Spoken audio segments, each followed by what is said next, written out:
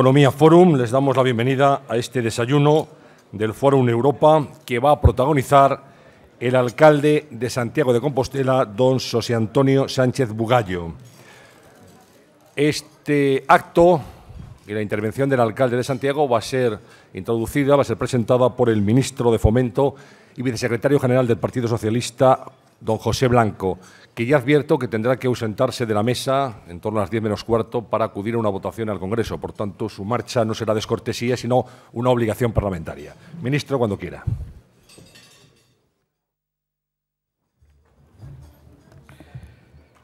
Alcalde de Santiago, querido amigo Pepe Bugallo, vicepresidente tercero del Gobierno, secretario de Estado de Infraestructuras, autoridades, embajadores, queridos amigos. Siempre es una buena oportunidad, al menos para mí, acudir a este foro. Yo lo haré también en los próximos días. Y más si es para presentar a un compañero y a un amigo de tanta trayectoria política como José Antonio Sánchez Bugallo. Alguien que atesora años de experiencia, trabajo y dedicación como alcalde de Santiago de Compostela, una ciudad modelo que enseguida todos identificamos como un referente urbano y cultural de Europa, un lugar que ha sabido conservar su historia, realzarla y compartirla con toda la humanidad, como muy pocos lugares en el mundo han sabido hacerlo. En definitiva, una ciudad de la que causa orgullo poder decir que uno ha vivido en ella, como es mi caso. Y estas cosas no se deben a la casualidad. Suceden porque hay gente como Pepe Bugallo, que se preocupan cada día de que así ocurran estas cosas. Hablar de la hoja de servicios de Pepe Bugallo es hablar de los logros de la ciudad a la que lleva ligado más de 25 años trabajando desde la corporación municipal. Así, ha podido asistir como actor de primer orden a la declaración de la ciudad como Patrimonio de la Humanidad por la UNESCO en 1985 y del Camino de Santiago en el año 1993. Es elegido alcalde en 1998, año en el que la ciudad recibe de la Comisión Europea el Premio de Urbanismo en Planificación Local. Y desde entonces, casi todos los años, de forma continuada hasta el presente, podríamos seguir enumerando galardones y reconocimientos a la ciudad en ámbitos como el medio ambiente, el turismo o el urbanismo. En definitiva, frutos de una gestión municipal y de una política local bien entendida, bien diseñada y bien ejecutada. Santiago es paradigma de cómo el crecimiento urbano racional y planificado contribuye decisivamente a mejorar la calidad de vida de sus habitantes, de cómo protegiendo el entorno y el patrimonio se garantiza también una cobertura social a la población y se dinamiza el tejido económico, de cómo se integra una ciudad diversa, cosmopolita y antigua y moderna al mismo tiempo. Y todo esto, querido alcalde, no es por casualidad. Así, desde su capacidad de negociación, desde su capacidad de cooperación, Bugallo ha sabido poner en marcha instrumentos de gestión realmente eficaces para la ciudad como el Consorcio de Santiago de Compostela. Desde la seriedad, la ambición y el amor por lo propio, ha sabido seguir marcando hitos como la consecución de la Capitalidad Europea de la Cultura en el año 2000 y la celebración con éxito de los años Xacobeo de 1999 y 2004. Por supuesto, el Xacobeo 2010 también será un éxito porque todos, empezando por el alcalde de Santiago, trabajamos para que lo sea. Y desde la humildad, la cercanía y la sinceridad, los compostelanos han depositado su confianza en él para ser alcalde en 3 ocasiones consecutivas. Bugallo pertenece a esa generación de alcaldes que en los últimos años han modernizado la vida de las ciudades gallegas. Uno de esos alcaldes necesarios para Galicia, ahora más que nunca, con proyecto de ciudad y con las ideas claras. Alcaldes que han conseguido hacer de la Galicia urbana un sinónimo de calidad de vida, con ciudades que saben crecer conservando su pasado y mirando hacia su futuro. Y, querido alcalde, esta cualidad la vamos a ensalzar todavía más en los próximos años. Cuando el año que viene me recibas en el AVE que llegue de Ourense y juntos abramos una nueva época en el sistema de comunicaciones de Galicia. Cuando tengamos lista la estación intermodal que cambiará por completo una fachada de la ciudad, recuperándola para los ciudadanos de Santiago de Galicia y de todo el mundo que venga a visitarnos en tren de alta velocidad. Cuando pongamos en servicio la nueva terminal que estamos construyendo en el aeropuerto de Lavacolla. Cuando mejoremos la capacidad de sus infraestructuras viarias, como vamos a hacer con la AP9, y completemos la unión de Santiago por autovía con todas las ciudades de Galicia, llegando a mi querida ciudad Lugo. En definitiva, alcalde, sabes que para seguir construyendo el Santiago del futuro vas a poder contar con el apoyo del Ministerio de Fomento. Voy concluyendo. Siempre lo he dicho y no me cansaré de hacerlo, y hoy, por supuesto, también lo voy a hacer. Santiago es destino. Pero el destino, en este caso, no se encuentra por casualidad. Se labra día a día con el trabajo de hombres como Pepe Bugallo. Querido Pepe, estoy convencido de que seguirás labrando este destino como el mestre Mateu labró la piedra del pórtico de la gloria, haciendo que su obra perdure hasta nuestros días. Querido Pepe, antes de darte la palabra, quiero agradecer, porque no lo había visto antes y me parece que es una falta de cortesía, la presencia del presidente Fraga, al que le agradezco que hoy también nos acompañe. Tienes la palabra.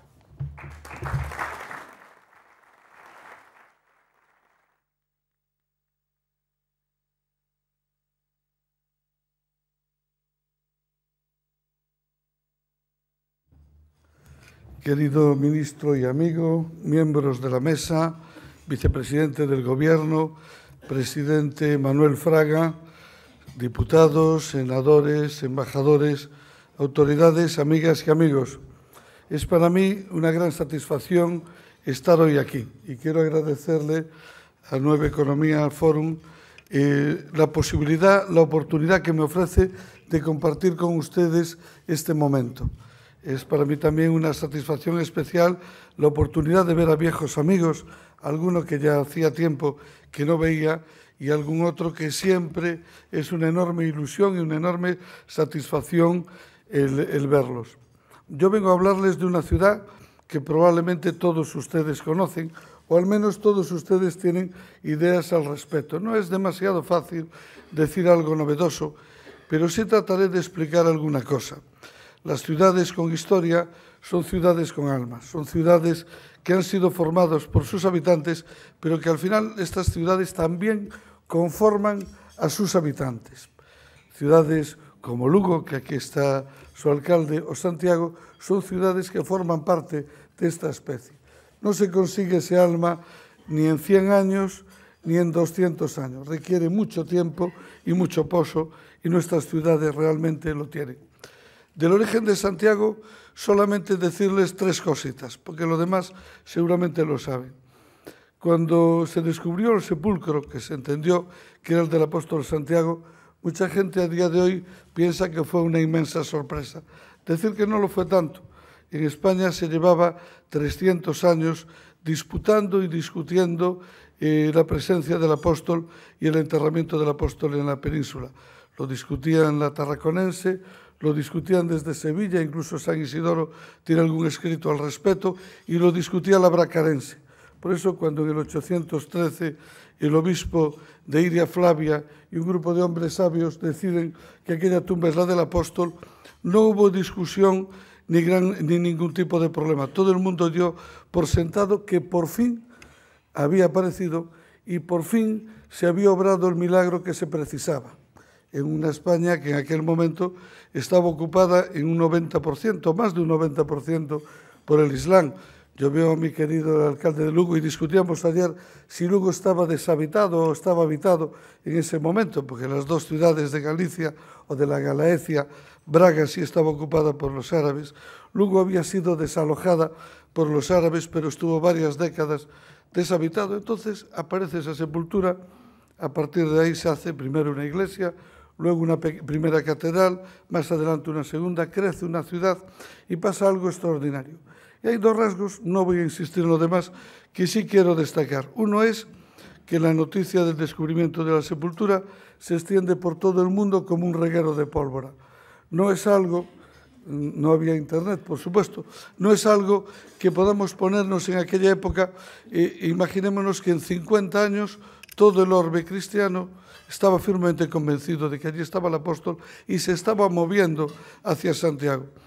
Y todo el orbe cristiano incluye desde los países del norte de Europa, del centro de Europa, del sur de Europa, incluso con rutas desde la actual Turquía, que de aquella no era musulmana, formaba parte del antiguo Bizancio, y se ponen en camino hacia Santiago de Compostela, un pequeño territorio cristiano rodeado de árabes por todas partes. Todas las ciudades españolas, incluso la Huesca de un buen amigo, estaba ocupada por los árabes y todavía tardaron 200 años en desalojar Huesca, o más de 200 años, y Zaragoza y otras ciudades, y se dirigen hacia allí. Era un tiempo en que Carlos Martel había detenido a los árabes en Poitiers, es decir, no en el sur de Francia, casi llegando a París, y en aquel momento el occidente cristiano necesita algo que lo revitalice. Por lo tanto, se acoge a esa propuesta, se pone en movimiento hacia allí y se producen enormes cambios culturales, políticos, económicos. La propia Reconquista avanza a una velocidad muy superior en donde está Santiago que en donde no está Santiago. Pero lo importante es que aparte de ese fenómeno crece una ciudad. Y pasa algo que también es extraordinario. Los reyes de Asturias, en el momento en que se establece la primera Basílica de Santiago, la dotan de un régimen especial.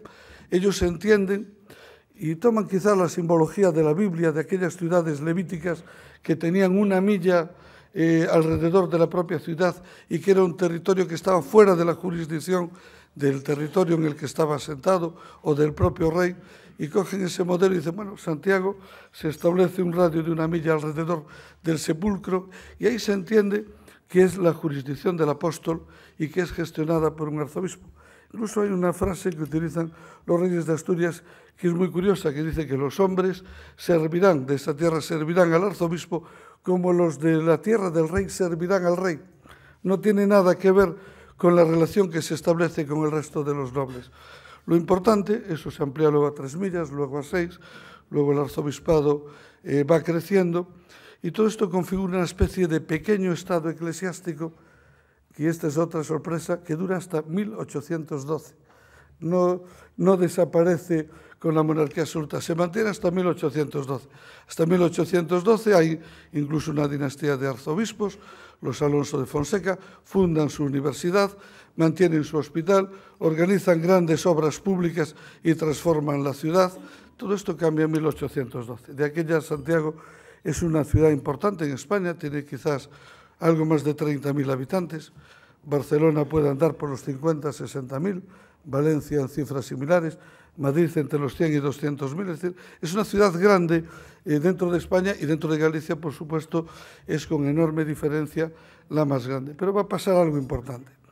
Los franceses cambian todo. Las Cortes de Cádiz establecen la desaparición del señorío. Más adelante viene también la desamortización. El poder económico de la Iglesia, el poder político de la Iglesia, que era lo que se sustentaba la ciudad, prácticamente desaparece de golpe, y la ciudad, que era la más grande de Galicia y probablemente la mayor del noroeste, se cae. Este Santiago, que tiene 32, 33.000 habitantes en 1808, 1809, llega a 1870 aproximadamente con 17, 18.000, rondando los 20.000 habitantes. Se cae como consecuencia de que también se produce el nuevo mapa provincial y la provincia de Santiago es disuelta y Santiago pasa a Coruña. Pasan muchas cosas en ese entorno. La ciudad está hundida, pero aparece una gente nueva en la ciudad que empieza a tirar por ella. Casualmente no son gallegos, casualmente vienen de la zona del Bierzo, de la zona de Zamora, de la zona de Cameros, en La Rioja. Son comerciantes que se asientan, seguramente les sonará Almacenes, Simeón y todo esto, porque los habrán visto en todas las ciudades. Bueno, Simeón García era uno de estos hombres que se asientan en la ciudad. Yo siempre digo que era una especie de Corte Inglés del siglo XIX. Él asienta la banca Simeón, la naviera Simeón, los almacenes Simeón. Desgraciadamente eso no tiene una excesiva continuidad porque la ciudad tiene dos hándicaps importantes. No tiene administración, las nuevas capitales provinciales no están allí, y no tiene comunicación. Las vías de comunicación del siglo XIX son el mar y el ferrocarril. Y Santiago no tiene mar, es un tema que no tiene fácil solución, y tampoco tiene tren. Es decir, de la misma manera, y curiosamente la ciudad intenta construir el primer ferrocarril de Galicia, pero no tiene continuidad. Por ejemplo, la conexión entre Santiago y Coruña, la capital provincial, se concluye en 1943. 61 años después de que Coruña y Lugo tuvieran ferrocarril, y la conexión con Madrid a través de Orense se concluye en 1958. Gracias a Pepe Blanco ahora eso no se volverá a reproducir en esos términos ni en términos parecidos. Aún así, cuando empieza la comunicación por carretera, la ciudad vuelve a recuperar. En los años 30 tiene 30.000 habitantes, en los años 80 empieza a rondar ya los 80.000, quiere decir que la ciudad ha recuperado una senda de crecimiento muy moderada, poco a poco, pero va creciendo. Y viene ya la etapa actual, que es la etapa que se inicia con la autonomía. Ahí lo que quizás les tengo que decir es que la autonomía de Galicia también tiene sus contradicciones internas. Por ejemplo, es un estatuto que no tiene capital. Galicia, según el Estatuto de Autonomía, no tenía capital. El Parlamento gallego, no sin ciertas dificultades, consigue fijar sede de las instituciones autonómicas y establece que sea en Santiago. Esto es un cambio muy importante porque Santiago recupera su papel central en Galicia. Tiene algunas limitaciones que luego, si sale en el debate, las comentaremos, pero sí recupera su posición central en Galicia. Ahora, al no tener capital, tampoco el nuevo gobierno se plantea como objetivo construir una capital. Es decir, cuando se unifica Alemania y se decide que la capital sea Berlín, el gobierno federal alemán asume que es una responsabilidad de la federación, no solo del Länder, convertir a Berlín en su capital. Esto en Galicia es un tema más complejo por la propia situación del país. Con todo, he de reconocer que en el año 2002 se consigue el reconocimiento formal como capital a través del Estatuto de la Capitalidad, y nunca agradeceremos lo suficiente a Manuel Fraga, que hoy nos acompaña, su apoyo precisamente para la consecución de ese Estatuto de la Capitalidad, que se consigue por unanimidad de todas las formaciones políticas, pero desde luego fue absolutamente esencial que hubiera un presidente de la Xunta que asumiera ese reto, esa responsabilidad y que lo impulsara para adelante, y este presidente fue Manuel Fraga.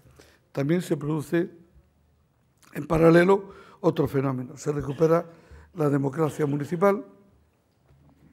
Prácticamente por primera vez los ciudadanos pueden jugar un papel protagonista en qué modelo de ciudad quieren.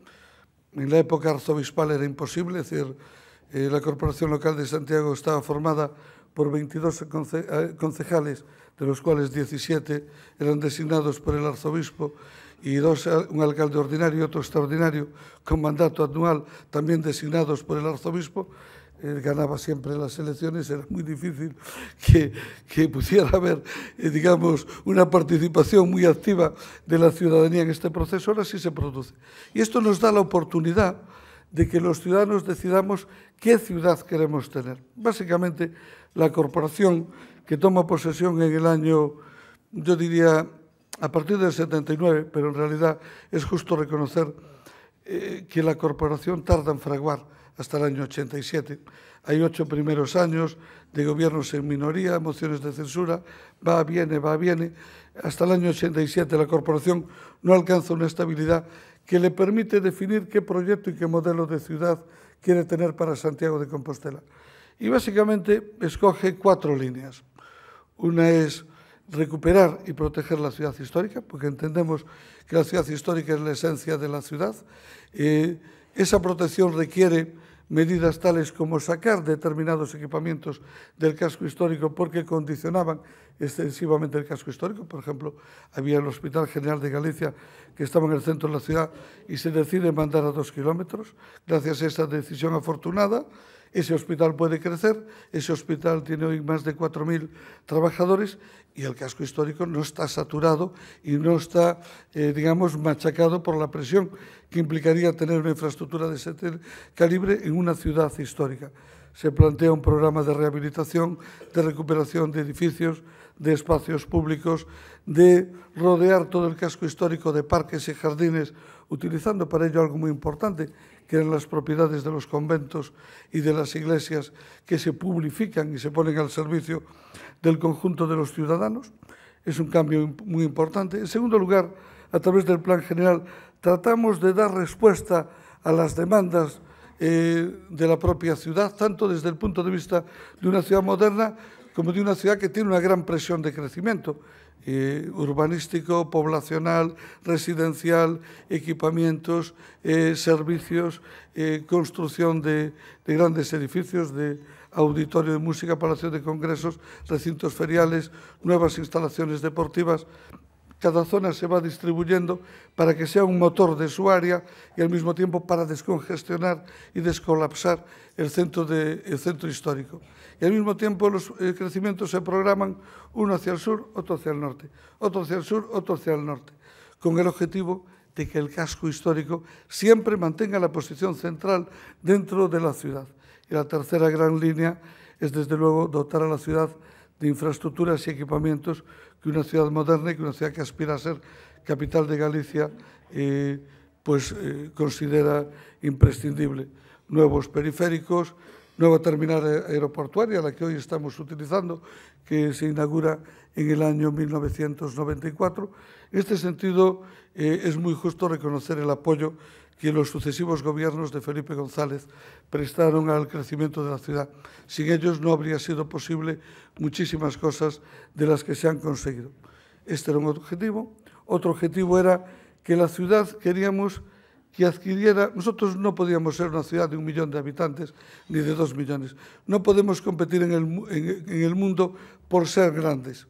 Podemos competir por ser singulares.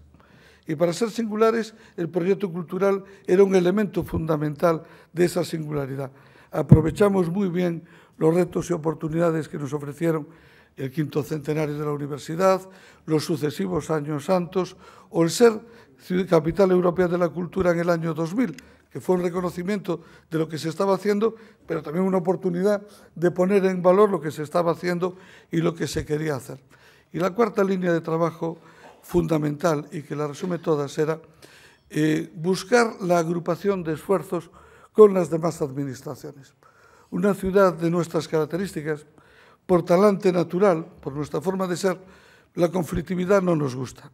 Nosotros preferimos resolver en privado los problemas y siempre en público mantener las formas y las relaciones. Entre otras cuestiones, porque pensamos que un puente que no se vuela siempre se puede cruzar en una u otra dirección y el que se ha volado, pues poca solución tiene. Y además porque una ciudad de nuestro tamaño requería ese apoyo. Por lo tanto, le dimos un enorme esfuerzo a la absoluta colaboración institucional con la Xunta, en primer lugar, como administración más cercana, y con la Administración General del Estado. Y a partir de esa colaboración, dotarnos de instrumentos que nos permitieran transformar la ciudad.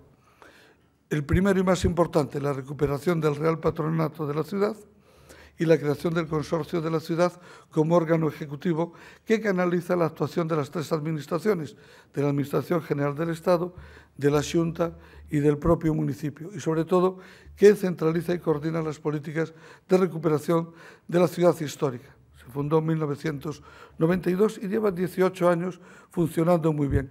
Yo aquí tengo que reconocer un mérito especial, incluso corregir un poquitín al ministro. Los 3 grandes impulsores de esa iniciativa fueron Felipe González, Manuel Fraga Iribarne, aquí presente, y Xerardo Estévez, que era en aquel momento el alcalde de la ciudad. Él fue quien unió de alguna manera esos acuerdos, quien negoció con Madrid y con la complicidad y el apoyo de Fraga, eso fue posible. Con otro tipo de relación, ese escenario hubiera sido inimaginable. Más adelante vino el Estatuto de la Capitalidad y la creación del Consejo de la Capitalidad, y también la propia administración local se dotó de mecanismos que eran imprescindibles para poder cumplir su proyecto de ciudad. Empresas municipales de vivienda y suelo o empresas de promoción turística, es decir, un esquema que nos permitiera responder a esas demandas y necesidades. Bueno, el resultado es que el Santiago que ustedes ven hoy es una ciudad moderna, dotada de equipamientos y servicios con unos ratios que son perfectamente envidiables, con una oferta cultural extraordinaria. Yo creo sinceramente que en el mundo debe haber muy pocas ciudades con 95.000 habitantes de derecho y 142.000 de hecho que tengan la enorme cantidad, pluralidad, diversidad de oferta cultural que tiene Santiago, por las fundaciones de las cajas de ahorros, por fundaciones privadas que están establecidas en la ciudad y por la propia actuación de las diferentes administraciones públicas. Yo creo que eso es, desde luego, un triunfo muy importante. Es una ciudad que también aspira a tener perfiles y a desarrollarse en otros ámbitos, básicamente en base a la universidad, pero de eso quizás hable un momentito ahora. Yo tengo la opinión de que lo principal que podemos hacer los gobernantes, la principal tarea que tenemos que asumir es gestionar el presente y proyectar el futuro.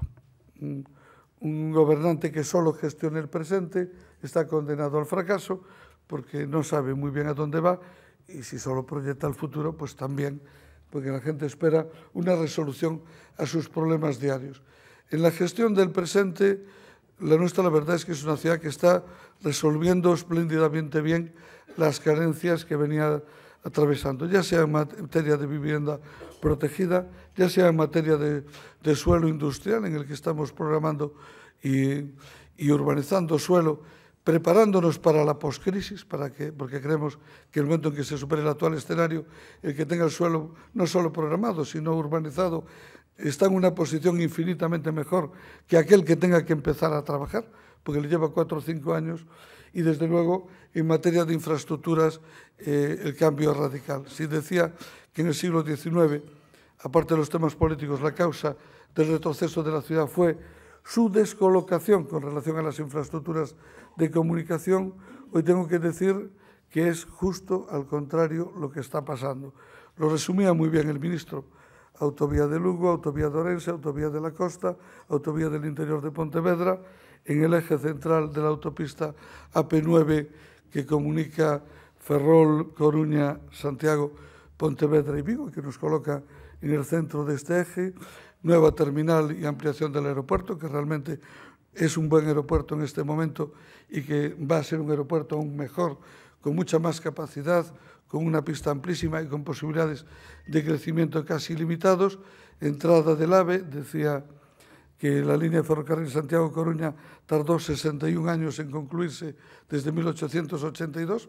Hoy puedo decirles que la línea de alta velocidad Santiago-Coruña está concluida a falta de electrificación, y de hecho el ministro y yo ya hemos circulado por esa línea de alta velocidad, y la línea de alta velocidad Orense-Santiago marcha a gran velocidad, de tal manera que yo creo que es previsible que el año que viene pueda entrar ya en funcionamiento. Bueno, tren, autovías, aeropuerto. Lo del puerto sigue sin resolver, querido ministro. Tendremos que pensar alguna cosa, a ver si se nos ocurre. Pero en todo caso, lo que es verdad es que una ciudad que había quedado descolocada con relación a las vías de comunicación ha quedado perfectamente colocada. Y ahora vienen pues un poco los objetivos que nos planteamos para el futuro. Hemos aprobado recientemente, en el 2008, el Plan General de Ordenación Municipal, 2008-2020. En realidad lo hemos previsto para más tiempo, lo hemos previsto al menos por 16 años, porque lo hemos planificado también en un momento de enorme bonanza y expansión, y si los tiempos se van ralentizando un poco, pues lógicamente nos costará más tiempo materializarlo, pero diseña un crecimiento de una ciudad con un casco urbano muy extenso, en torno a 35 kilómetros cuadrados, digo extenso en relación a la población de la ciudad, de los cuales 8 kilómetros cuadrados se destinan para suelos industriales y terciarios, 5 kilómetros cuadrados solamente para zonas verdes, con amplísimos espacios dotacionales que ocupan otros 10 kilómetros cuadrados sobre 34. Es decir, que nos damos cuenta del peso que en este plan adquieren todo este tipo de dotaciones y equipamientos con relación al propio tamaño de la ciudad. En realidad, la parte poblada de la ciudad van a ser, de los 34 kilómetros cuadrados, más o menos 15 o 16. Los otros 18, si suman, se van a dar cuenta que son dotaciones, equipamientos, servicios, infraestructuras, etcétera, etcétera. Esto es un modelo de ciudad que no es demasiado latino, pero ya el modelo que seguimos desde hace tiempo no es demasiado latino, pero sí creemos que es un modelo de una extraordinaria calidad de vida para sus habitantes. A mí lo que ya me gustaría decirles es que en nuestro plan de futuro hemos elaborado el plan general y también el plan estratégico 2010-2020. La apuesta que plantea nuestro plan estratégico para el año 2010-2020 parte de un objetivo fundamental. Nosotros queremos que la ciudad sea una ciudad abierta, queremos que la ciudad sea una ciudad sostenible, queremos que la ciudad tenga una economía estable y diversificada, por eso hacemos esa apuesta por el sector industrial y terciario. Y en suma, nosotros lo que queremos es que hacer una apuesta por la calidad y por la innovación como elementos fundamentales de crecimiento. Queremos poner en valor lo que significa tener una universidad potente como la que tenemos.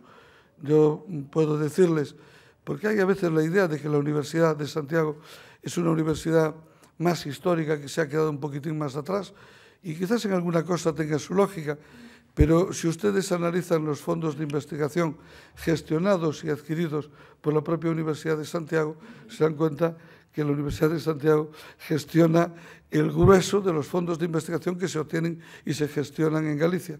Y si ustedes miran el número de patentes de cada una de las universidades, se dan cuenta que la nuestra gestiona un número de patentes y un número de fondos de inversión que la coloca en el 4º o 5º puesto a nivel de España. De hecho, en este momento, en un programa que dirige el Ministerio de Educación, España ha seleccionado 9 universidades como universidades de excelencia europea para competir. Y casualmente, una de las 9 seleccionadas con un proyecto que se llama Campus Vida es justamente la Universidad de Santiago de Compostela. Por lo tanto, para nuestro futuro, nosotros creemos que tiene que girar en torno a 3 ejes: la apuesta por el patrimonio, la apuesta por la cultura y la apuesta por el conocimiento. No quiero alargarme mucho porque prefiero que formulen ustedes cuestiones o preguntas. Con relación a la apuesta por la cultura, voy a hacer referencia solamente a un hecho, que es la Ciudad de la Cultura.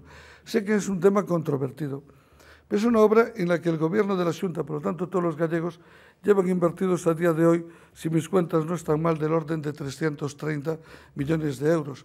Habrá quien tenga otra idea distinta, pero yo opino que cuando se está haciendo una gran infraestructura de ese tipo y se han invertido 330 millones de euros, lo que hay que hacer es ponerlo en valor y convertirlo en un activo para el conjunto de la comunidad gallega. Y además creo que se puede hacer.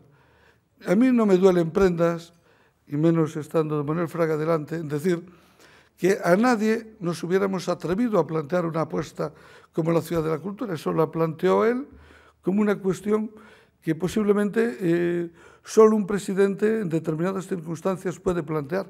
Pero esa apuesta es una oportunidad extraordinaria para Galicia y para Santiago que no podemos desaprovechar. Esto quiere decir que, en mi opinión, la Ciudad de la Cultura hay que concluirla. Hay que abrir los edificios que están acabados, hay que ponerla en valor y hay que comunicarla. Lo que no tiene sentido es invertir 330 millones de euros y cuando se acabe el proyecto 500 millones en una montaña a 1,5 kilómetros de la ciudad incomunicados para que se vea desde la autopista pasando. Eso no tiene sentido. Hay que convertirlo en un activo. Requiere integrarlo en la ciudad, comunicarlo con las vías de alta capacidad. Con relación al conocimiento, en los últimos años se consiguieron acuerdos muy importantes. La instalación en Santiago de Compostela del Centro Nacional de Biomedicina o del Centro de Ciencias del Patrimonio, el desarrollo de los trabajos de investigación de la propia universidad.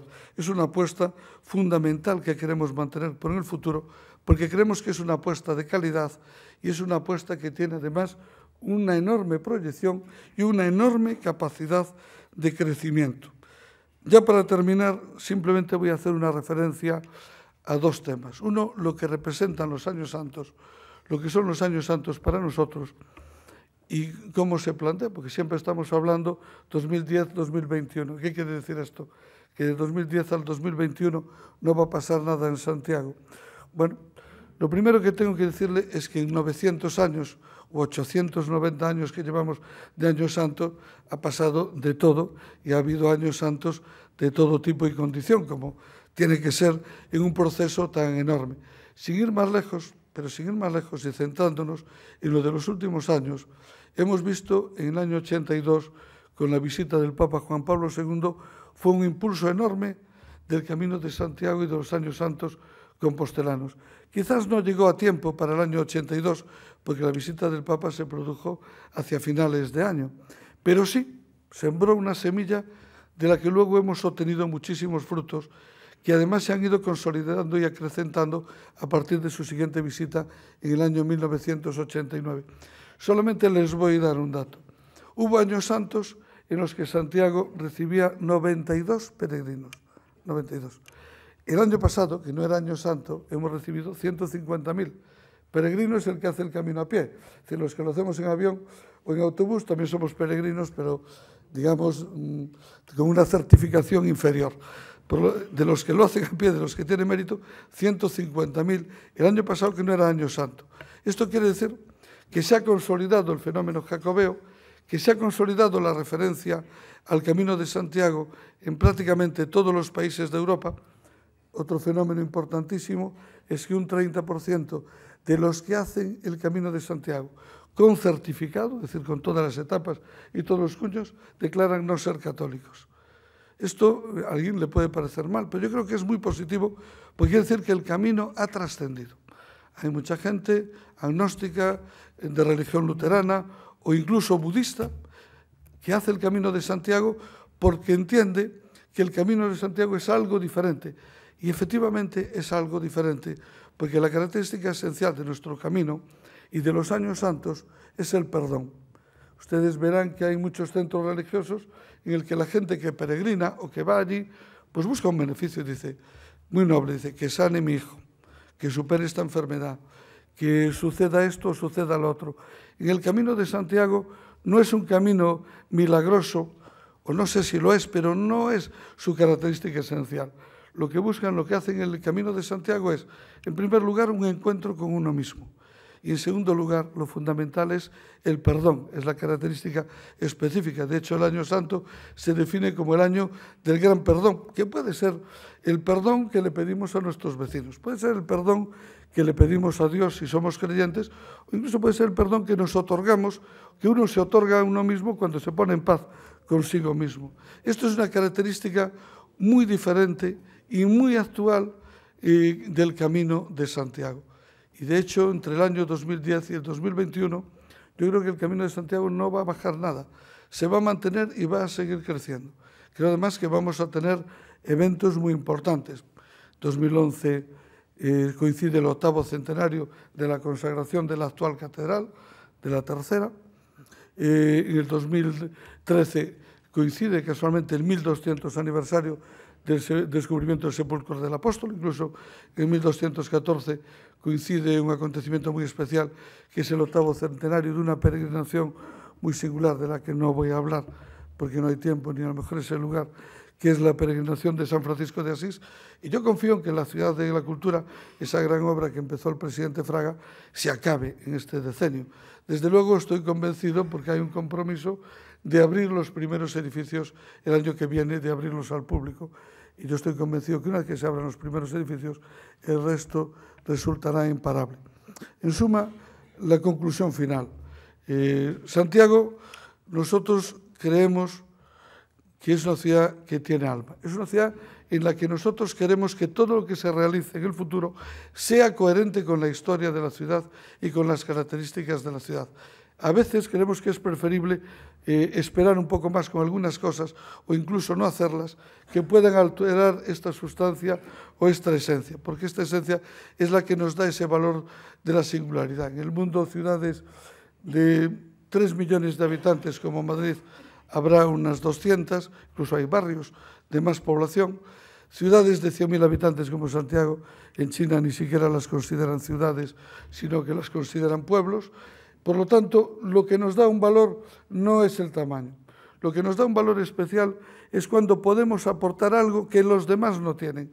Y cuando ese algo es original y es exclusivo, su valor puede ser sencillamente extraordinario. Por lo tanto, nosotros queremos que Santiago sea una ciudad moderna, una ciudad competitiva en el siglo XXI, una ciudad que apueste por la calidad como elemento esencial y no por la cantidad. En ningún sentido ni en ningún aspecto puede prevalecer la cantidad sobre la calidad. En suma, nosotros creemos que es una ciudad a la medida de los ciudadanos, a la medida de las personas.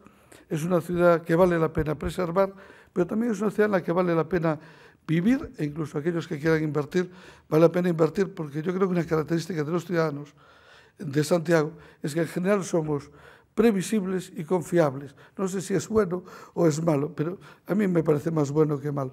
En todo caso, muchas gracias a todas y a todos ustedes por haber compartido con nosotros este tiempo, al ministro por acompañarnos, al vicepresidente por acompañarnos también y desde luego al nuevo Fórum Economía por esta oportunidad. Muchas gracias.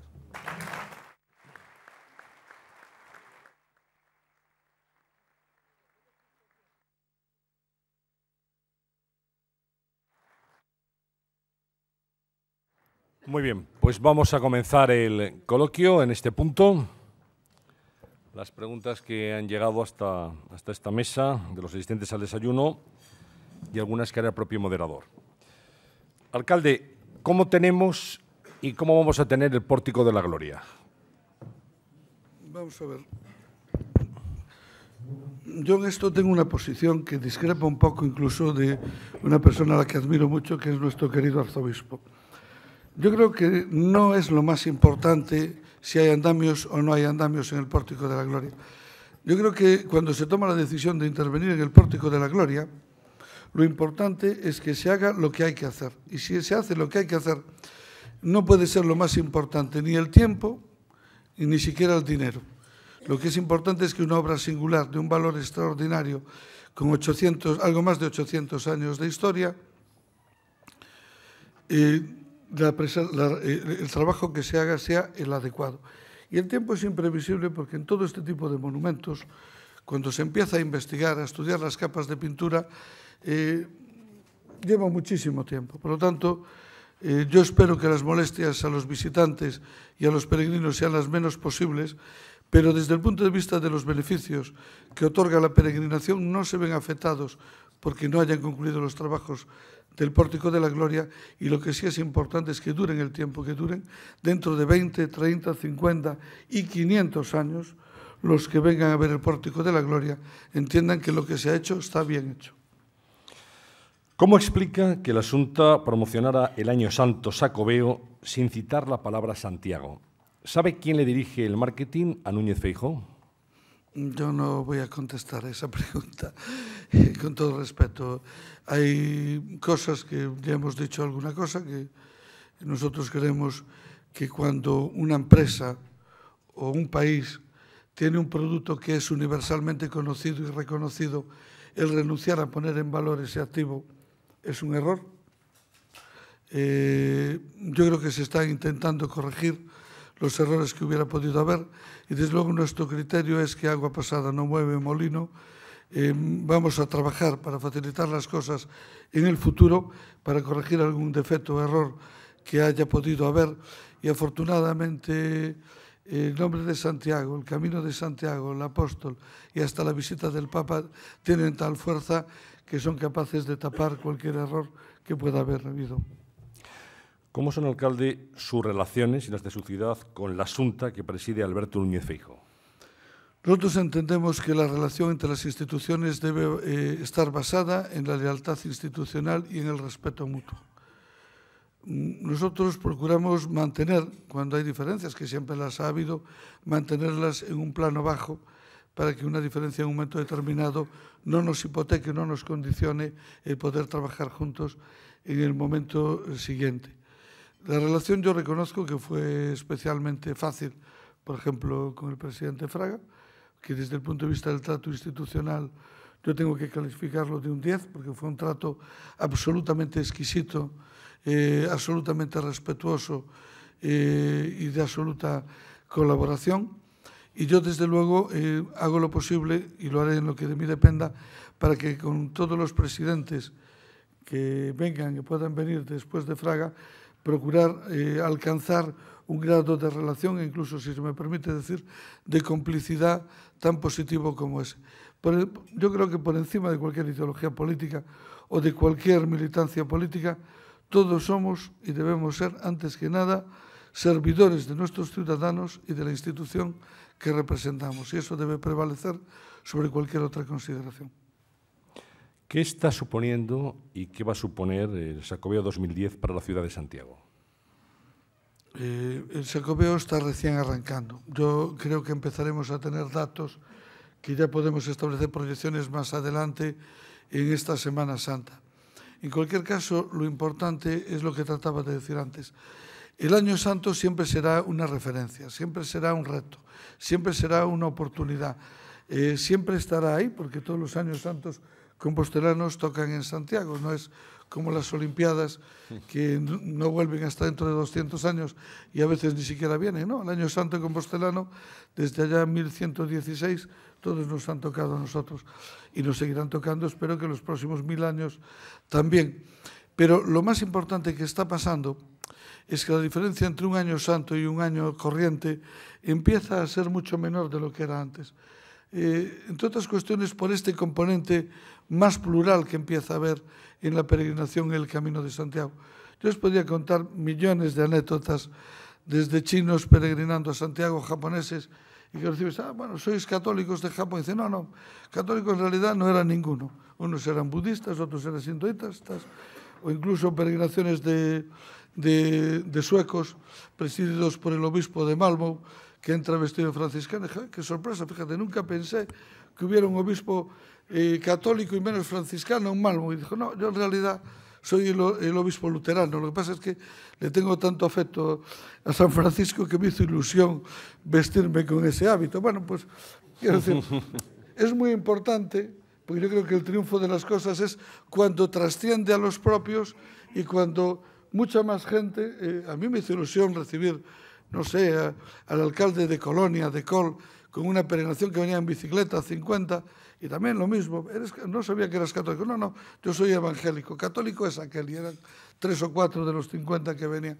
Bueno, eso es muy importante, porque eso quiere decir que el triunfo de la idea de lo que significa el Camino de Santiago como punto de encuentro, punto de reflexión, o con la búsqueda del perdón, está funcionando. Podríamos alargarnos muchísimo con lo que significa lo del perdón, por ejemplo, incluso la consideración que tiene en el Código Penal de países como Bélgica o Holanda, que curiosamente todavía no la tiene en España y ahora se está intentando incorporar de determinadas penas, que la pena puede ser ir a prisión o hacer 2 veces el Camino de Santiago. Pero esto viene desde hace 800 años y lo curioso es que se sigue haciendo. ¿Y cómo van los ingresos por turismo en la ciudad? Vamos a ver. Nosotros tenemos una gran hostelería que es muy, no sé cómo decirlo, es muy tímida en sus expresiones. Quiero decir que si le va muy bien, decir, bueno, imos indo. Si va, y eso es muy bien. Si va bien solamente, decir, bueno, este ano non é tan bo como outros. En fin, es la natural timidez.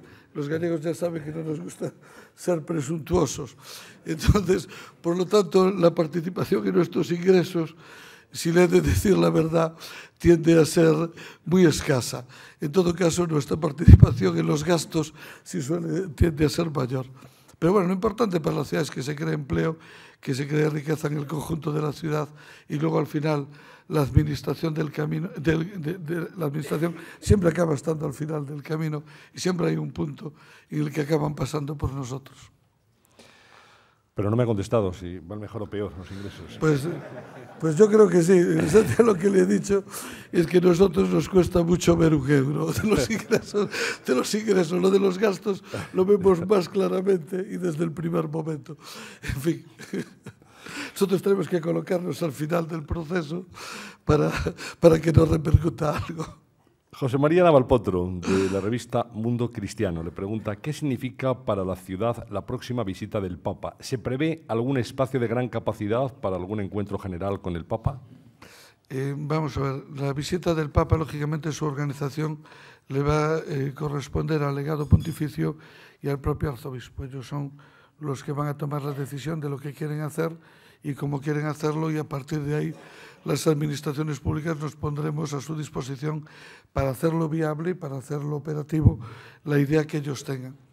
Entonces, en principio se habla, pero no me corresponde a mí tomar ninguna decisión, por lo tanto deben tomarlo en este sentido, que convendría hacer dos eventos. Uno más amplio, que podría ser, por ejemplo, en el Monte do Gozo, donde hay un espacio. En la visita anterior del Papa Juan Pablo II se reunió 500.000 de personas. Hay espacios de una dimensión suficiente para acoger a cualquier volumen de personas. Y luego otra en un espacio más limitado, que puede ser la catedral y, si se quiere, las plazas del entorno de la catedral. Pero ahí todo lo que sea pasar de 16 o 20.000 personas es muy complicado. Nosotros lo que le hemos planteado, lógicamente, a la Iglesia es que como autoridades públicas nos gustaría que se diera solución, porque creemos que va a venir mucha gente de Galicia, va a venir mucha gente del norte de Portugal, de León, de Asturias e incluso posiblemente de Madrid. Y claro, no nos gustaría que estas personas vinieran a Santiago y no tuvieran la oportunidad de ver al Santo Padre y, por tanto, de alguna manera salieran frustradas en sus aspiraciones, que nosotros entendemos que se le debe dar una oportunidad de compartir con él, ya sea un oficio religioso, ya sea algún acto. En cualquier caso, nosotros estamos a la espera de lo que el legado pontificio y el propio arzobispo, de la decisión que ellos tomen. Pedro Mourinho, presidente editor de Santiago 7, le pregunta o le dice: el nombramiento de José Blanco como ministro de Fomento y el desbloqueo de las infraestructuras, nueva terminal del aeropuerto, AP9, ampliación de la autopista, etcétera, es un punto de inflexión en su actual mandato y su principal argumento para la reelección en 2011. Y añade, al igual que en sus legislaturas anterior, su química con el presidente Fraga y las numerosas inversiones de la Xunta fueron claves en sus mandatos previos y en sus sucesivas reelecciones. Bueno, Pedro Mourinho, en vez de una pregunta, me hace un examen, pero intentaré contestar brevemente a lo que se pueda. Vamos a ver. Yo creo que la elección, el nombramiento, sería más correcto decir, de Pepe Blanco como ministro de Fomento, le dio la vuelta a todo en Galicia. Yo no sé, y no me atrevo a hablar por el resto de España, pero desde luego cualquier alcalde gallego o el presidente de la Xunta de Galicia, estoy convencido pues, de que no puede estar más que satisfecho de lo que ha significado su nombramiento, de lo que está significando su actividad y de lo que está frenética, por cierto, y de lo que está significando para Galicia este vuelco. Yo creo que los gallegos hoy hemos pasado de sentirnos, y lo tengo que decir con claridad, independientemente de color político, no bien tratados, por decirlo con suavidad, a sentirnos muy bien tratados. Es decir, sabemos que hay un ministro eficiente que trabaja por el conjunto del país, que trabaja con una vocación positiva de resolver problemas y no de crearlos, y que, desde luego, en el caso de Galicia, no podemos estar más que satisfechos. Sabemos que él hace todo lo que es posible, incluso a veces algo más de lo que nos parece posible, para sacar los temas adelante. Por lo tanto, extraordinaria satisfacción. ¿Que esto tenga algún tipo de repercusión electoral? Pues con absoluta franqueza, a mí, sin tener la edad de don Manuel Fraga, me pasa algo parecido a lo que yo creo que le pasaba a él cuando tomó la decisión de hacer la Ciudad de la Cultura, que a partir de un momento la preocupación de un responsable político no puede ser qué es lo que va a pasar en las próximas elecciones. Próximas elecciones, que pase lo que tenga que pasar. Todos intentaremos ganar, porque si dijera lo contrario, pues ya me dirá usted, aparte que yo intentaré ganar. Pero para mí lo más importante es la herencia que vaya a quedar, es el proyecto de ciudad y es el futuro de la ciudad. A mí el tema de las elecciones, teniendo en cuenta que llevamos 7 mandatos consecutivos en Santiago, no es un tema que en estos momentos me quite el sueño y diga, bueno, pues la etapa socialista en el gobierno municipal duró 28, duró 32 o duró 36 años. Bueno, que dure lo que tenga que durar. Lo importante es cumplir con las obligaciones que tenemos con la ciudad. Lo importante es que la ciudad progrese en la dirección adecuada en el tiempo que gobernamos. Lo importante es cumplir con esos compromisos y con esos objetivos que nos tenemos marcados. Y desde ese punto de vista, sin lugar a dudas, la presencia de Pepe Blanco en el Ministerio es un salto positivo. Y ya que hablaba de política, alcalde, ¿cuál es la situación actual, a su juicio, del PSDG? Hombre, yo ahí es complicado. Esta es una pregunta complicada. Por eso lo pregunto, porque es complicado. Vamos a ver, en primer lugar, perder unas elecciones ni es fácil ni es grato para nadie. Eso se comprende perfectamente. Nosotros hemos perdido unas elecciones que además psicológicamente no estábamos preparados para perder.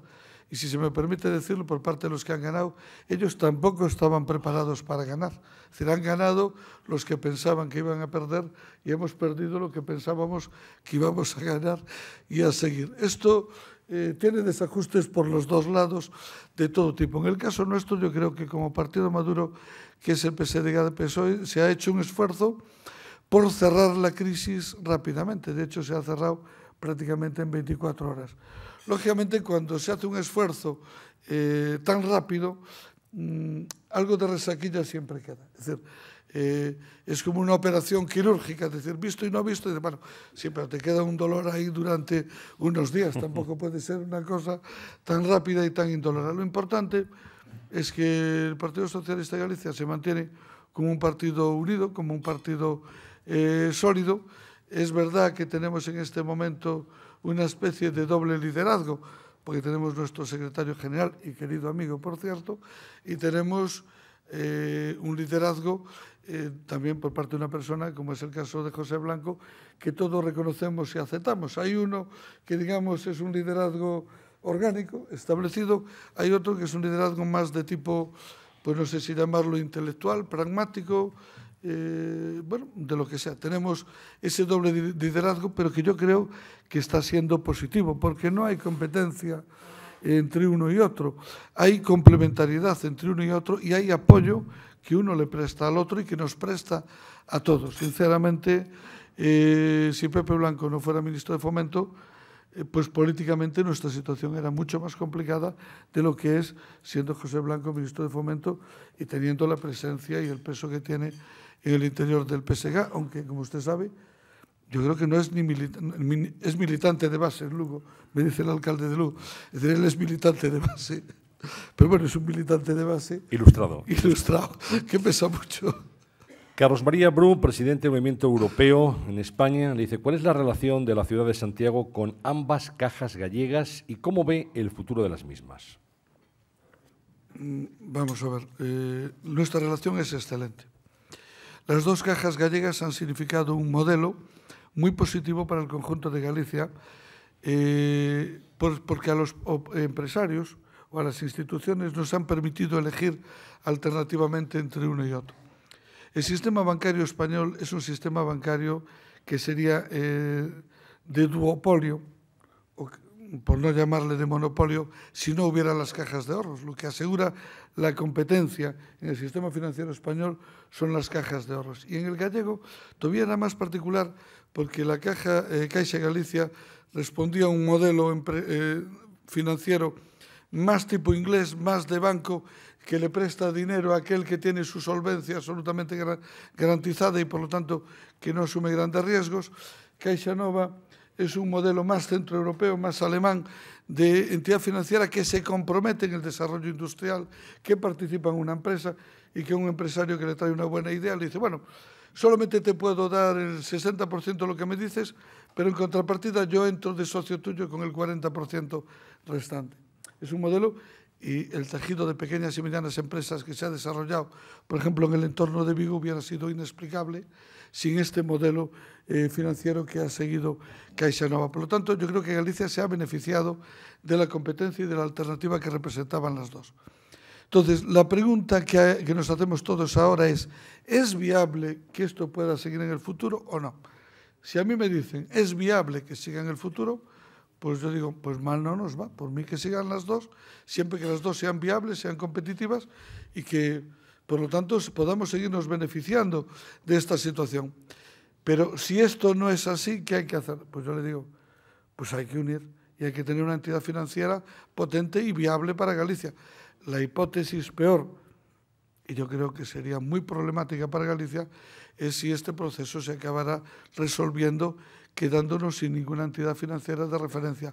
Eso probablemente sería para Galicia el golpe más duro que ha recibido desde la autonomía.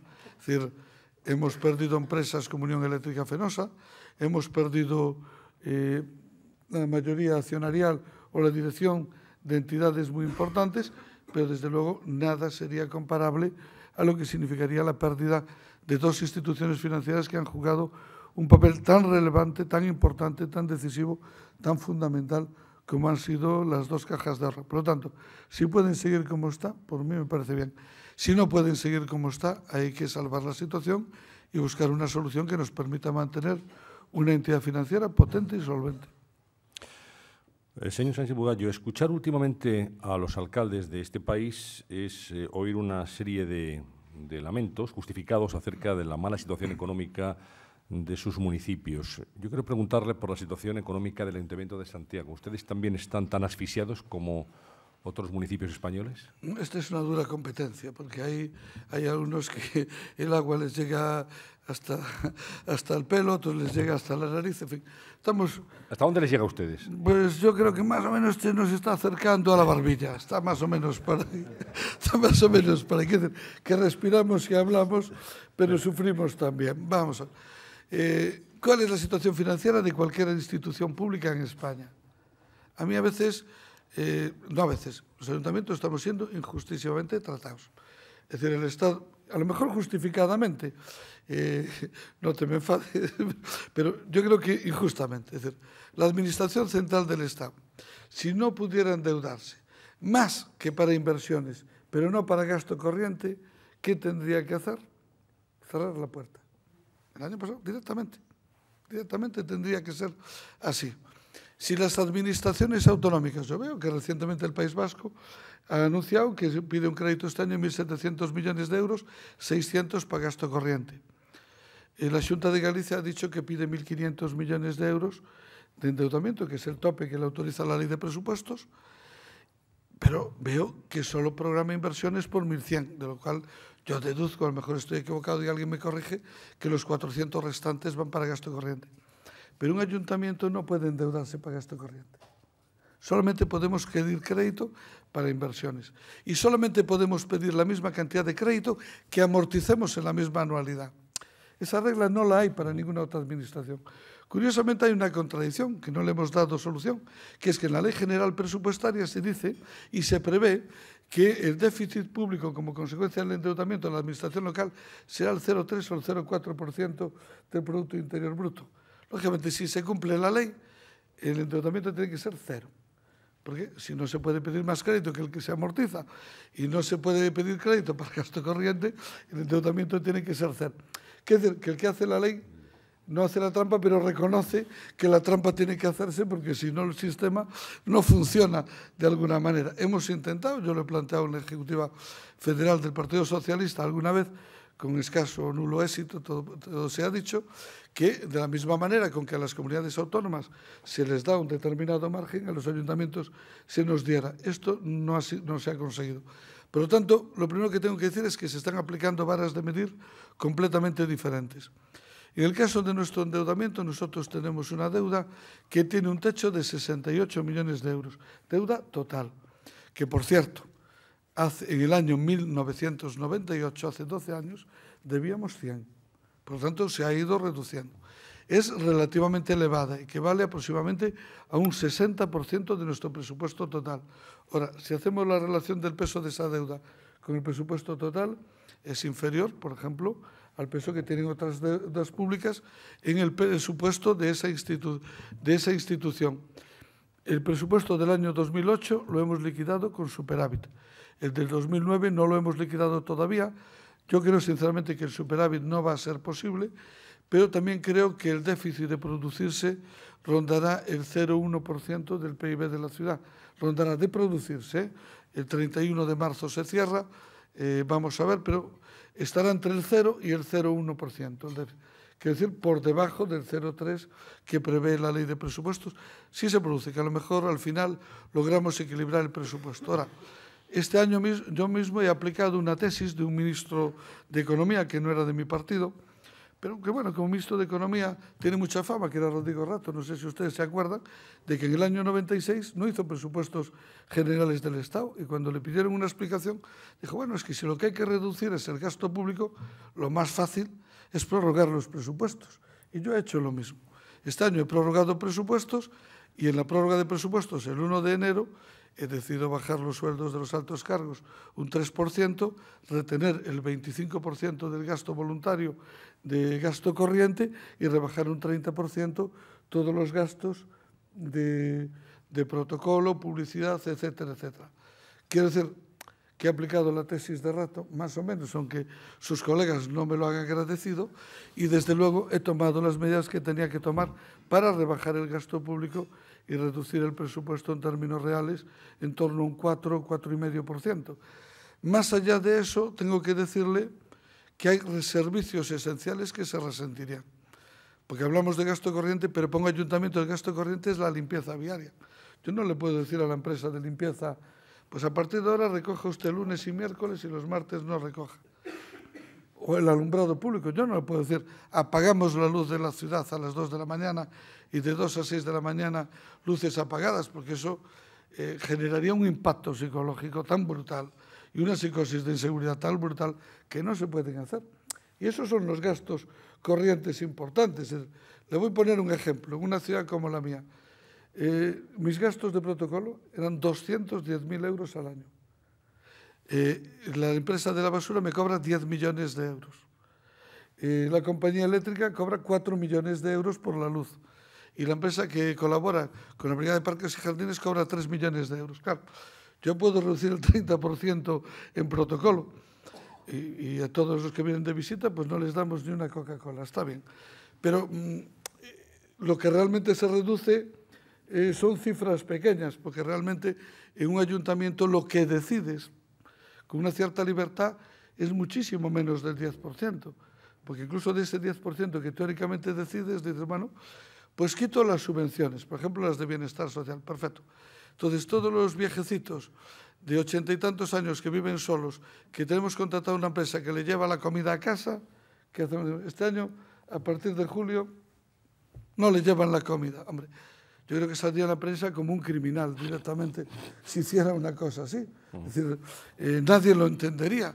Por lo tanto, nuestro margen de reducir es realmente limitado. O el transporte público, es decir, es muy difícil decir, bueno, pues lo siento mucho, se acabó el bonobús, que todo el mundo pague lo que tenga que pagar en el transporte público. Bueno, son decisiones que tienen consecuencias importantes y yo no me creo que subvencionar o apoyar el transporte público sea un gasto, digamos, injustificado. Bueno, dos últimas preguntas. Luis Ruano, de Uacobi, dice, ya que usted ha reconocido la contribución del cooperativismo de viviendas al Santiago actual, ¿cree posible que en colaboración con la Xunta de Galicia haya pronto una casa del cooperativismo gallego? Eso no lo sé. Yo lo que sí puedo decirles es que en Santiago las cooperativas han colaborado muchísimo con la empresa nacional de vivienda, con la empresa municipal de vivienda. En estos 12 años se han construido tal vez unas 4.000 viviendas en Santiago, mayoritariamente de protección. Esto quiere decir, en una ciudad de nuestro tamaño es un peso importante. Ahora mismo tenemos en construcción en determinados polígonos gestionados por la empresa de vivienda unas 1.000 y pico construidas por cooperativas y otras 1.000 construidas por promotores.